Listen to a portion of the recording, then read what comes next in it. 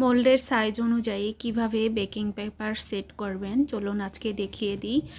দেখুন আমি কিভাবে সেট করছি। প্রথমে বেকিং পেপার নিয়ে নিলাম। পেপারটা ভালোভাবে খুলে যেই সাইজের মোল্ডে কেক বেক করব সেই সাইজের মোল্ড বেকিং পেপারের উপর বসিয়ে পেন্সিল দিয়ে চারিপাশে দাগ কেটে নিব। এটা আপনি স্কোয়ার মোল্ডের ক্ষেত্রেও করতে পারবেন।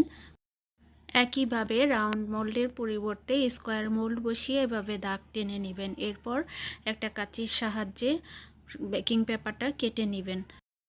এখন পেপারটা চারিপাশে কেটে এক্সট্রা অংশগুলো ফেলে দেব, তারপর পেপারটাকে সেট করে নিব। তো আমি দুটা ভাঁজ দিয়ে এখন এটাকে ফোল্ড করে নিব। তো দেখুন আমি কিভাবে করছি। এই যে প্রথমে একটা ভাঁজ দিয়ে নিলাম, এরপর আরও একটা ভাঁজ দিব। ভাঁজ দিয়ে তারপর চারিপাশ থেকে এভাবে একটা কাঁচির সাহায্যে দাগ বরাবর কেটে নিব। তো দাগটা কিন্তু থেকে যাবে, অথবা দাগটা না থাকলেও সমস্যা নেই, এক সুতা মতো থাকলেও চলবে। তো এভাবে আপনারা দাগ বরাবর কেটে নেবেন, তাহলে একদম পারফেক্ট কাটা হবে। দেখুন আমার কাটা প্রায় শেষ।